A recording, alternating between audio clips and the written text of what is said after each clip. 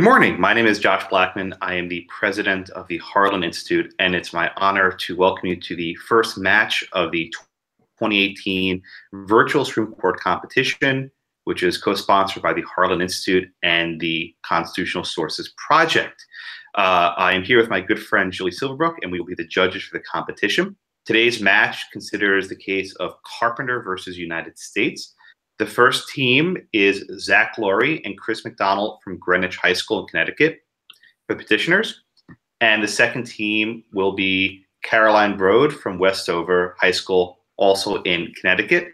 Petitioners will have 15 minutes, respondents will have 15 minutes, and each team will have 5 minutes rebuttal. Julie, would you like to have any remarks before we begin?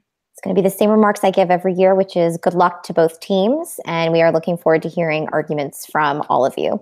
Very good. Thank you, Julie. And I will be keeping time. Petitioners, you have 15 minutes. You may begin whenever you're ready.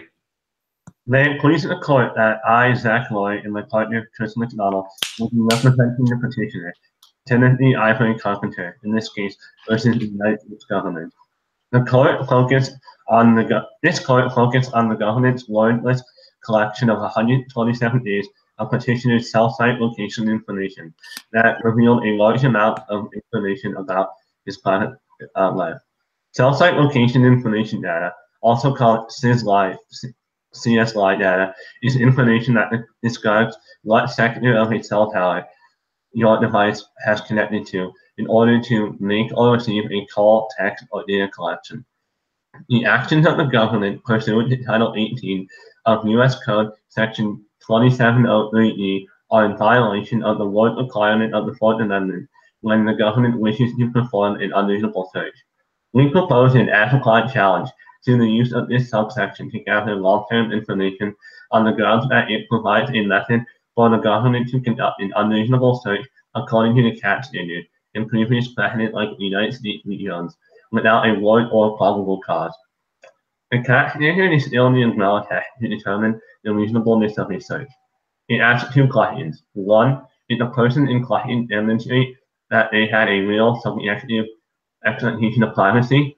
And 2, is society prepared to recognize this expectation of privacy as reasonable? This standard is clearly very broad and can be difficult to adjudicate on. So the court has developed an alternative method of determining if searches are reasonable called the third-party doctrine. The third-party doctrine loosely says that if someone voluntarily gives some information to a third party, then they have no reasonable expectation of privacy over that information. While the most recent landmark precedent case about this doctrine is Smith v. Maryland from 1979, it is important to recognize where the third-party doctrine began, which is in Hoffa v. United States in 1966. In that case, the petitioner was charged with trying to bribe members of a previous trial. In that bribery case, the government used information they have collected from an informant who Hoffa directly and freely gave information to in the security of his hotel room. This is an example of a truly voluntary action where the petitioner was fully aware and even wanted a third party to receive this information. In the United States v. Miller, since Hoffa, this court has lowered the standard for what constitutes voluntary action. In U.S. v. Miller in 1976, the court held that someone had no reasonable expectation of privacy in the bank records and checks that they gave to a bank teller. Furthermore, in Smith v. Maryland in 1979, the court held that someone had no reasonable expectation of privacy in outgoing numbers they dial on their phone. The first question that must be answered is how can we distinguish between these cases that make up the third-party doctrine in the current case at hand? A simple way to do this is to compare the level of knowledge the suspects had when handing over their information to a third party. In Hoffa, the suspect had full knowledge and intent with everything that he said, and in Miller, he clearly saw what was being displayed on his text when he handed them over to a third party. And in Smith, the suspect was manually inputting the collected information every time they wanted to make a call. There is no analog to this affirmative action in this case because the petitioner, Carpenter, was not specifically inputting in his location every time he made a call. This is revealed through empirical evidence from a survey from the amicus curiae brief by the empirical Fourth Amendment scholars shows that only 26.5% of Americans think that, quote, cell phone service providers regularly collect information on your physical location using their cell phone. Of this 25%, only 12.5% could have been referring to CSLI data when they're asked an open-ended follow-up question. This means of the people surveyed, only 3% were actually aware that CSLI data was regularly collected by their cell service providers. Counselor, if I could interject just for a second, do you think this court should overturn the Smith case, and that maybe this entire third-party doctrine is inconsistent with the Fourth Amendment? Do you think we need to overrule Smith? Well, I think what Smith was dealing with is very different in this case, in the sense that Smith was dealing with a choice someone actively made. And I think as cell phones have become more prevalent, the amount of information obtained from who you call has likely increased, and there is likely a more substantial invasion of privacy. But I do not feel that invasion of privacy is substantial enough that would be necessary for us to overturn Smith. And what about, if I can ask a follow-up, please, for either you or your co-counsel? What if we just had the cell phone companies put a statement, a little note on every bill that says, we hand over all of your data to the federal government if they ask for it? Wouldn't that address any expectation of privacy? A person can say, well, I don't want my data turned over. I won't buy a cell phone. Wouldn't that be easier than carving an exception for the Fourth Amendment here? Well, we think that the use of a cell phone in modern society is not meaningfully voluntary. And by that we mean, as the court recognized in Riley, modern cell phones are now such a pervasive and insistent part of daily life that the proverbial visitor from Mars might conclude they are an important feature of human anatomy. And 92% of Americans own a cell phone. Two-thirds own a smartphone. And they do this out of necessity, because 52% of households have a cell phone but no landline. 70% of 911 calls are made from cell phones. 50% of 18 to 29-year-olds, those entering the workforce for the first time, have used their cell phone in their job service. And this necessity is especially true for those with lower socioeconomic status, like those working retail jobs, where they may be rescheduled at a moment's notice, and they need to show up to a shift they weren't expecting to show up to. This can be to their benefit, but if they don't have access to that technology, they might not be able to show up for one shift, and instead of having someone fill in, they lose their job because no one was there. So, yeah. So if I can ask another question, please. Put yourself then in the mind of the police department, right? There's entire wealth of data that can help resolve crimes, which could potentially be violent crimes. How should this court balance the law enforcement's need for access to information that will help them resolve crimes when your position is that this sort of cell phone data can never, ever be used absent a search warrant? Well, we think, and I believe we proposed in our brief, was a single contiguous 24-hour period where they could collect cell site location information on the day that they had reasonable suspicion that a crime had occurred.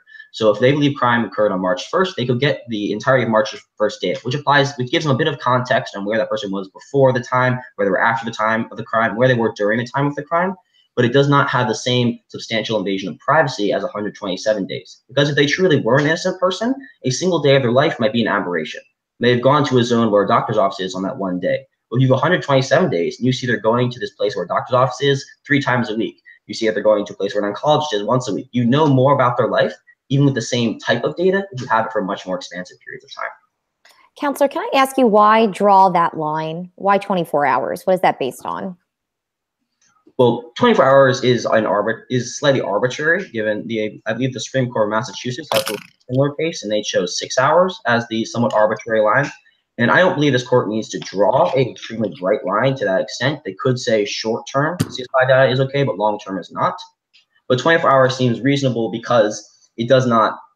You're very unlikely to see a pattern detected in 24 hours, but you are likely to see if someone was seen in the area of a specific crime. Okay. Go ahead and continue. So, and this data is increasingly becoming more and more accurate, and so is the invasion of privacy. As the amicus curiae brief for the technology companies points out, in modern day, now that CSLI data is generated whenever a data connection is made, it can be generated as frequently as once every 7 seconds. And as the testimony from Professor Matt Blaze before Congress in 2011 says, quote, for a typical user over time, some of that CSLI data will have locational precision similar to that to GPS. And that's because as you get into more urban areas and more cell sites and the cell site density increases, so does the accuracy with which you know where someone's location is. And this frequency and accuracy means that this is information becoming increasingly more sensitive. And as a court recognized in Kylo, we must continue to take new levels of technology into account concerning the Fourth Amendment. As they said, quote, while the technology used in this present case was relatively crude, the rule we adopt must take account of more sophisticated systems that are already in use or in development. So let me, Counsel, if I may interject for a minute. You mentioned the Kylo case. This was the case with the heat signatures, right? And wasn't one part of that holding that when technology becomes very common, then perhaps the Fourth Amendment analysis changes? Couldn't it be said that now cell phones are so common and everyone has it and this data is so prevalent that maybe we should look at this technology a little bit differently, that you don't have the same sort of privacy interests that you may have had in the past? Well, Americans are not aware, as you mentioned previously, that this data is being collected. Only 3% are aware it's collected. So although cell phones may be prevalently used, most people think that when they turn off the location, their GPS on the top of their cell phone, they think their cell phone companies can't track them in any extent. Only that's 3/4 of Americans from that same survey think that cell phone companies don't collect their data regularly at all. So I think it would be unreasonable to say that Americans have accepted they have lost their general interest. As another study said, 85% of people think it would violate their expectation of privacy if the police obtained from their cell phone provider their location data for a 7-month period. And that was a survey from the empirical Fourth Amendment scholars. So, Counsel, let me ask a question. You give me lots of good survey data, and you're correct. Katz asks what is an objective, reasonable expectation of privacy. Has this court ever cited survey data to establish what expectations are reasonable? I think it's a very bright idea, but do we have any precedent for this sort of argumentation? Well, the problem is the courts are often not relying on this empirical evidence, and as several lower courts have decided in cases very similar to this, like Davis v. Vandermeer, the justice will say, I believe the public has this expectation, or has this knowledge, and they will leave it at that. And the problem with that is that everyone in this call right now is very aware of CSLI data, how it functions and how it's collected, but the general public is not. And it's all too easy to impose our knowledge onto them and think they share that knowledge, when the empirical evidence does not suggest that. Very good. Yeah, we do that far too often, I think. Let me ask you one other question, Counselor. One of the cases you cite in your brief is United States versus Jones. And as you know, Justice Scalia, who wrote majority opinion, is no longer with this court. What do you think the ongoing vitality of Jones is? I mean, in terms of whether there's a common law protection against searches, or how should we read Jones in light of this decision here with Carpenter? Well, we see in Jones there was a 5-member concurrence when Justice Sotomayor, who concurred with Scalia in the decision, concurred in part with Alito, who wrote the 4-member concurrence on the other side, and they said that they believe that having long-term GPS data over long periods of time was unreasonable in most cases. And we believe what that shows is the court has recognized people do have a reasonable expectation to this long-term data, although they might not to short-term data. Because if you walk outside, anyone's liable to see you, and they might note where you are. However, it's unlikely someone's following you around whenever you go outside. Your neighbors might see you once when you come out in the morning, but they're not going to drive behind you everywhere you go 24 hours a day. So we believe that's what that's saying, is they recognize the difference between the short-term tracking, however precise it may be, and the long-term tracking. Okay. You have about 2.5 minutes left if you want to wrap up your argumentation. Yeah. So one thing I'd like to add in the Kylo majority opinion, it's going about like the question that we confront today is what limits there are upon this power of technology to shrink the realm of guaranteed privacy. And so the court needs to do this and protect people's Fourth Amendment rights in a world where many practical protections have disappeared. According to the Yale Law Review, covert surveillance with the traditional method of using 5 cards to create a box around a suspect costs about $275. But now, tracking using SysLine data to track someone costs as little as 4 cents an hour. And so, as a result, the government's ability to track an exceedingly large amount of people has increased exponentially. And so, before the government, because it was so cost prohibitive, it would only track people who were most likely to have committed a crime. But now, it can utilize new technology to track nothing law. And it's slightly different circumstances, but I think the annotated metadata collection program shows that if the government has the ability to collect data on people, it will it will willingly use that. And one thing we also see is the government has previously recognized how CSLI data is more sensitive than there are types of metadata surrounding call information. Like in Title 47 of the U.S. Code, Section 1002, they say, quote, with regard to information acquired solely pursuant to the authority for pen registers and trap and trace devices, such call identifying information shall not include any information that may disclose the physical location of the subscriber, except to the extent at which location may be determined from the telephone company. Unquote. So that shows that the government recognizes that the data collected in Smith, the outgoing calls that were affirmatively put in, those numbers they manually inputted, are very different than the more passively and more private and more sensitive information that was obtained here, which can be generated, again, totally passively whenever someone receives a call, receives a text, or their phone makes a data connection to check their email, check Facebook. This data is now generated very passively and is still invasive. It's only going to get more invasive as time progresses.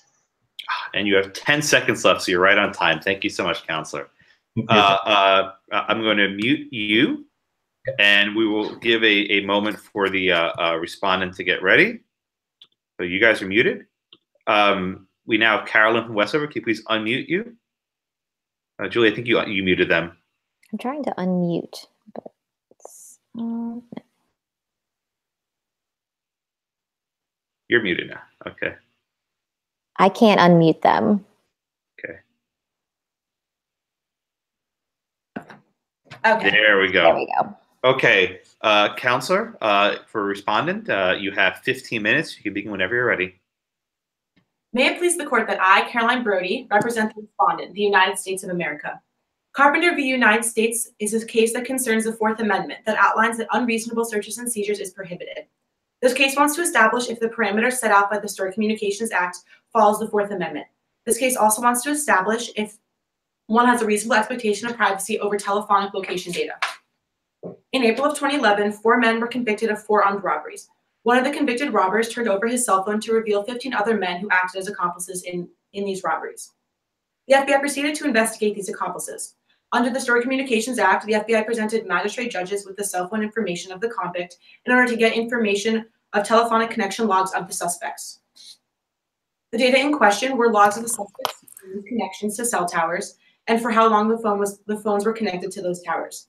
The FBI was granted permission to seize these telephonic logs, and upon review of this evidence, Timothy Ivory Carpenter was convicted as an accomplice. Carpenter pleaded that the FBI had completed a warrantless search of his belongings. Lower courts deemed that the search was constitutional as it was not protected under the Fourth Amendment. The verdict of the lower court should be upheld as my client, the United States, completed a constitutional search. May I begin with the government completed all regulations under the Stored Communications Act. The Stored Communications Act grants permissions for government entities to search one's telephonic stored data upon being granted permission by magistrate judges. The permissions are granted when, and I quote, specific and articulable facts showing that there are reasonable grounds to believe that the contents of or wire of an electronic communication or the records or other information sought are relevant and material to an ongoing criminal investigation. That was from the text of the Stored Communications Act. In this case, the FBI followed all the parameters set out by the Stored Communications Act in order to legally obtain the telephonic communication logs. They provided articulable data, which was the cell phone information from the convict's phone, which proved that Carpenter was a viable suspect. The FBI proved that the information was important to their investigation by presenting the phone and showing that the location logs are important for them to convict Carpenter. Once obtaining the permission, the FBI only sees what the magistrate judges had given them permission to. The FBI was simply following the laws of the nation to the T, and thus they completed a constitutional search. Counselor, if I could interject briefly, does the fact that they complied with the statute, the Stored Communications Act, does that mean that they necessarily complied with the Fourth Amendment of the Constitution? In this case, the Stored Communications Act is in fact constitutional.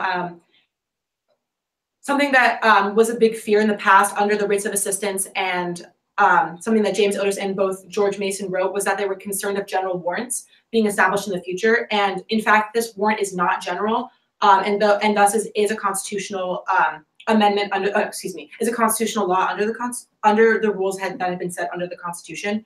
So the Stored Communications Act provides clear and specific guidelines of what can be searched and seized. The Stored Communications Act applies only to telephonic information, and it is only granted upon probable cause with clear and articulable evidence. The permission granted under the Stored Communications Act says exactly what is to be searched and seized.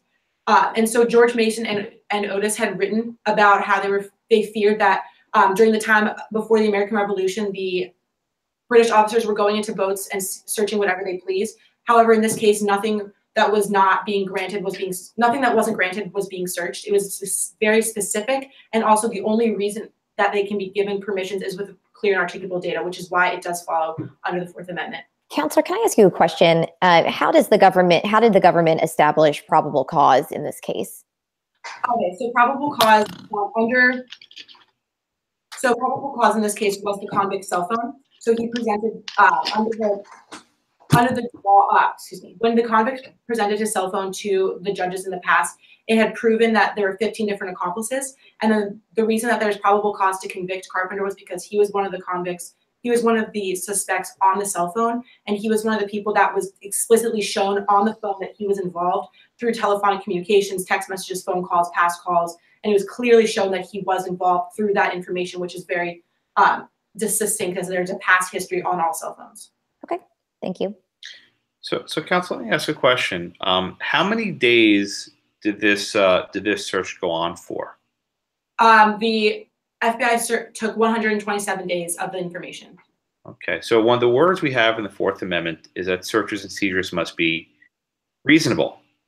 How are we as a court to decide if a search of 127 days, it's almost like more than 3 months, right? 4 months, if that is a reasonable search? How are we supposed to know this as a court? As a court, I feel that if something is unreasonable, it would be tracking the person's life every step that they make, everywhere that they move.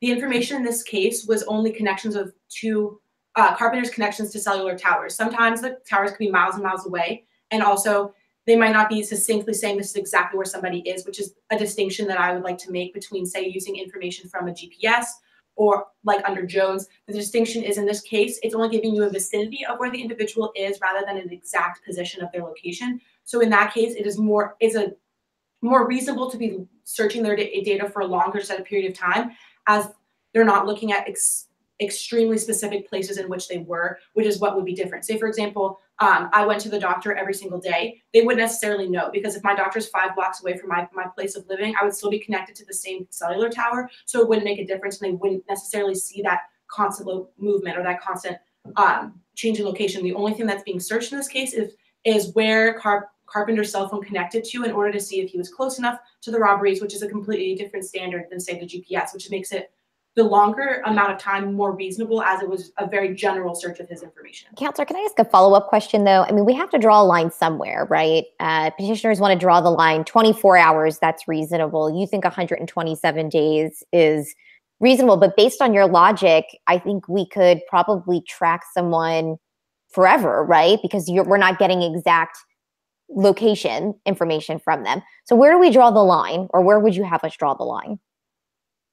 I feel that it's all dependent on the case itself. In this case, there were 4 different armed robberies that took place that they were searching for. So I think that it was important that they looked over the long span of time in order to be sure that that Carpenter was involved in each of the 4 armed robberies. In another case, say, for example, it was only 1 armed robbery, I think it's more reasonable for that search to only be a month or maybe 2 weeks, as just to ensure that they were involved in the one armed robbery. But in this case, there were so many different instances that we were looking at, so we needed to make sure that Carpenter himself was involved in all of them. So I think that there shouldn't be a definite timeline of how long we should be able to connect. I think it's more of the certain circumstances and what the government may need to convict the person for their crime. So I don't believe that that's important to make one rule of how long, because I think it's on a case-to-case basis. Okay. If I could follow up, a minute ago, counsel, you asked about the case of the Jones case, which was decided a couple of years ago. The composition of this court has changed since Jones was decided. And your friends on the other side said that the concurring opinion from Justice Sotomayor provides some more insights. How would you read Jones? How do you think this case comes out under the Jones decision? Okay, so I believe that the precedents from Jones v. United States are not applicable to this case. Jones established that no one can go into another's property unauthorized, and that the tracking of the information after that unauthorized search is prohibited. Unlike Jones, where his property was trespassed in order for the location data to be searched, Carpenter's personal property remained untouched. The data was already in existence and was being used for other purposes. And so that information was not necessarily searched because of trespassing into his property. He never had personal ownership of the property. It was always in the hands of the cellular company, and thus it's completely different from the way that they obtained the information. Many may look to Jones as a similarity to Carpenter, as they both include modern technologies and modern uses of the technologies. As a Supreme Court, your job is to solely use the Constitution, decide from the Constitution of whether this case goes against the text or past precedents. If citizens seek laws about specific new technologies or new uses of the technologies, we need to look to the legislative branch in order for those laws to be made. In this case, we need to solely be looking at the Constitution and what it says and what past cases have said to us. And because of that, we shouldn't be looking to Jones as a succinct similarity, as they're not necessarily similar at all. In that case, someone was being trespassed into their personal property, but in this case, nothing of his property was ever touched. And the information was knowingly in existence. The petitioners argue that not very many people know that that exists. However, in terms and conditions that you need to sign in order for you to get a cellular plan, it does distinctly say that in the text as you sign the I accept button. Simply because somebody doesn't know that or someone is uninformed does not mean that you should automatically get privacy over that information. As a cellular user, you need to be well informed of what that information gets, of what that information is doing, or what your use of the cell phone information does. And so in that case, it shouldn't, just because a wide variety of people don't know about it, doesn't mean that they shouldn't be held accountable for that information.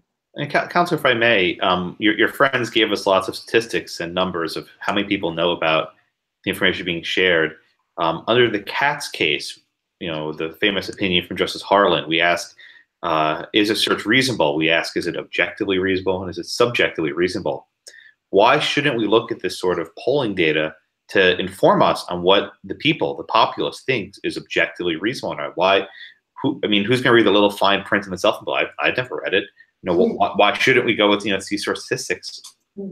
So under Katz, it was established that a reasonable expectation to privacy is when one has when one makes creative efforts for that to be concealed, and if society would deem it necessary for that to be kept private. The decision in this case, Carpenter made no definitive efforts to conceal his logs, as he knew that they were in the hands of the company, and when he signed up for it, he knew that he would be giving that information over. Even if he didn't necessarily read the logs, he still is in charge of knowing that that's what happens when you sign up for a log. In addition, society would also not deem it necessary for that information to be kept private, as even though maybe not the entire society, maybe not everyone in society would know that this information is kept, but being uninformed does not mean that you just simply get the rights to it. As a cell phone user, you need to be as informed as possible. And yes, most people in society today, when there are terms and conditions, you click I agree and you move on with your life. But that doesn't mean that you're not in charge of knowing what those said. And they explicitly say that this information is used in the day-to-day businesses of the cellular companies. Counselor, let's assume that Justice Blackmun is correct here, that most people don't read the terms when they sign up for a cell phone contract. What other ways might it be that someone could figure out that they're sending this kind of location data to a third party? Because there's other ways to figure that out, right? And that's where I would start parsing some of the survey data, right? If you're talking about cell tower locations and placing calls, maybe people don't realize that. But let's think about the uses of applications on smartphones. Might that suggest to a casual user of a cell phone that their data is being shared with a third party? Yes, in that case, if you're turning on location services, that you would know that that's being turned over. However, in this case, the individual was putting in the cell phone number and was actually calling the number. And it is well-known fact that for calls to be connected, you need to connect to a cell tower in order to connect to another cell phone. And in that case, he was knowingly making a cell phone call he was knowingly making that call. It wasn't as if he was just he was on his phone going on Google. He was knowingly making a call and contacting another individual at the time of the robbery. In that case, it was he knowingly connected to the cellular towers, and in unlike, say, using a GPS to find where you're going to dinner, he was knowingly making a cell phone call, which as an individual in society, we know that if we have good service, that means we're close to a tower. That's just a well-known fact. And so the fact that he just made a cell phone call is the difference between, say, using a GPS device or in this case, just calling on the cell phone. So is the standard here not that, because the survey data says most people don't know, it's that they should know, that it was reasonable that they should know that this is sharing information with a third party and it's sending a signal to a cell tower? I think that as an individual with a cell phone, you need to be well informed, no matter what it is. I know society a lot of the times today may not be well informed with the site, but that still doesn't mean that they don't, that they're not in charge of knowing that. So even though the majority of people may not know that, it's important. It's not an important fact to say that they don't know it, because it's not the fact that it's not true, because it happens every single day. And honestly, he didn't necessarily need to make a cell phone call. He could have connected to an internet provider somewhere else, maybe made a contact through text messaging or something like that. And he honestly chose to make the cell phone call. And even if he wasn't aware in the moment that it connected to, it's not our court's responsibility to give him the benefit of the doubt. Counsel, you have a minute left if you want to wrap up your conclusion. Yes, I can wrap that up. Okay. In summary, here we go. Sorry. Okay. In summary, the search of Carpenter's cell phone location was constitutional. James Madison wrote in his article, A Bill of Rights as Proposed, that one has the right to be, and I quote, secure in their persons, houses, papers, and effects against unreasonable searches and seizures. And no warrant shall issue but upon probable cause supported by oath or affirmation, particularly describing the place to be searched and the persons or places to be seized. The FBI followed all the parameters that James Madison had set out. They were granted permission under oath or affirmation by the magistrate judges. They were given specific things to search and seize, and they did not go over that information. They did not do anything else. Okay, you can finish your sentence, Counselor. Okay, and to conclude, the FBI completed a constitutional search that goes with what the founding members of our society founding members of our country would have wanted. Okay, Counselor, thank you very much. I'm going to put you on mute. You'll have 5 minutes rebuttal after the petitioners. Petitioners, you have 5 minutes rebuttal time. You can begin whenever you're ready. Thank you. First, I would like to address what the respondent said when she said that instead of making a call, Carpenter could have used another service like text messaging. When you send a text message, it also sends out CS line data, so that point is kind of irrelevant and does not make much sense. Also, one of the things that's important to note is that your phone carrier also collects CS line data when you receive a cell phone call or a text message, or even when an app on your phone makes a data location thing. And so it's involuntary to receive a text message. You can't choose whether to receive a text message.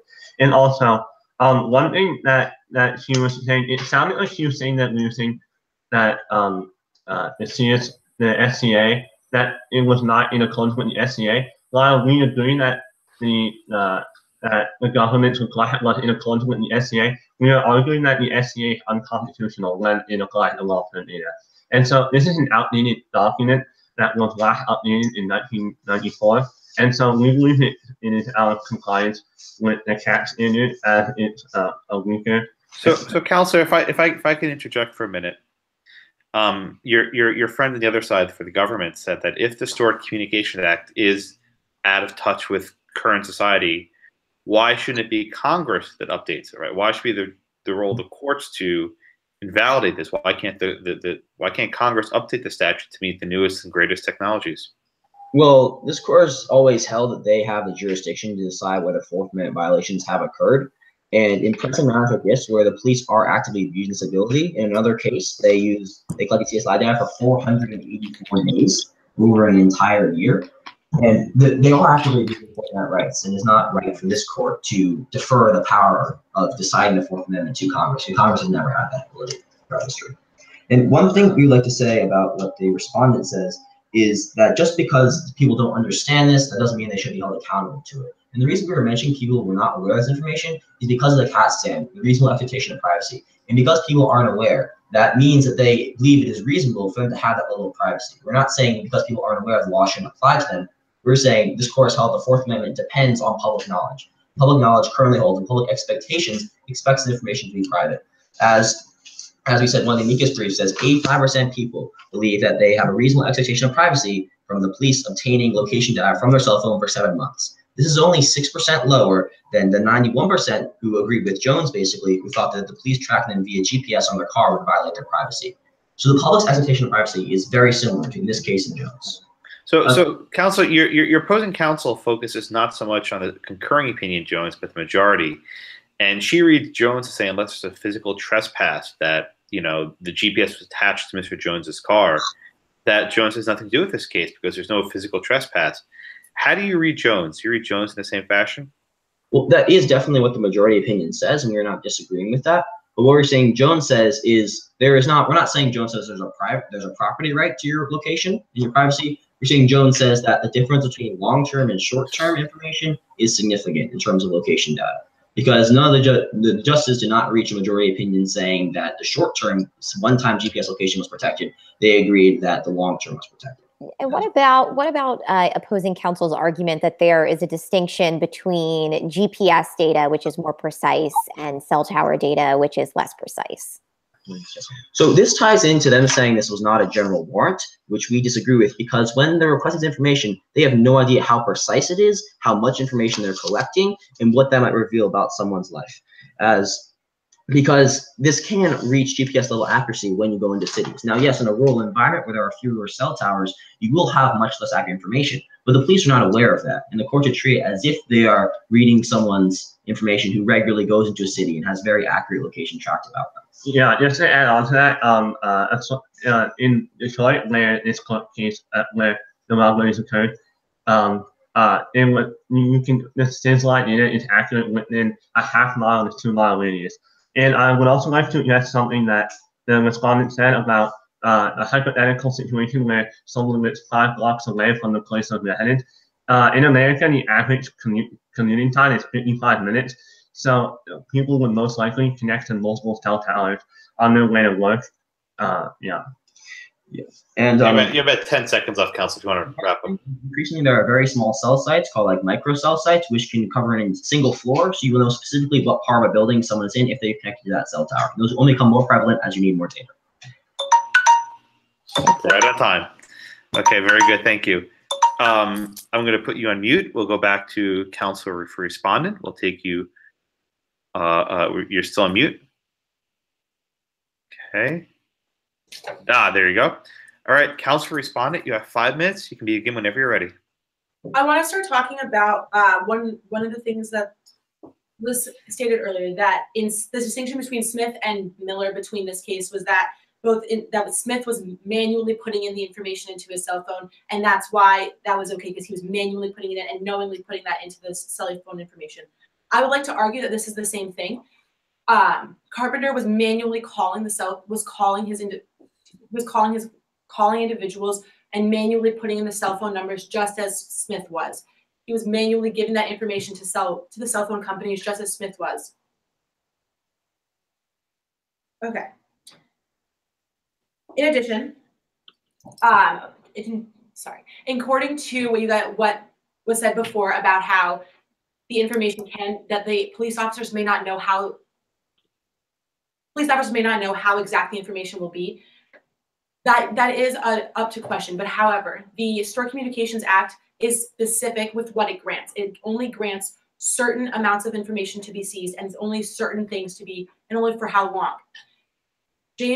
George Mason and James Otis feared that in the future people would be able to search whatever they pleased and would be able to search whatever they want for however long.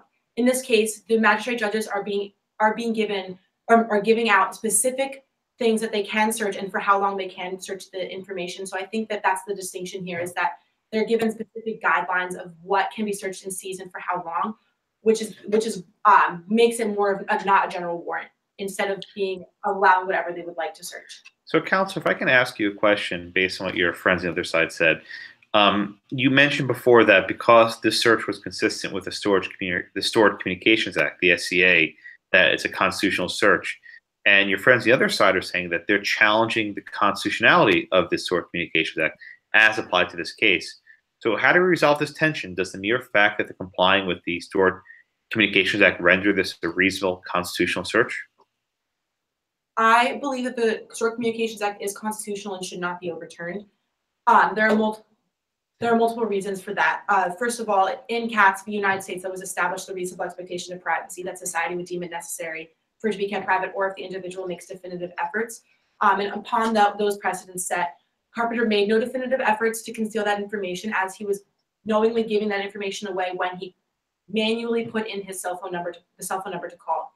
In addition, the other protocol would be if society would deem it necessary. And in this case, society may not be fully aware of what the information is in the cellular company's hands or how it's being used. But that, as I said before, just because a large number of people are not aware of it does not mean that it shouldn't be protected.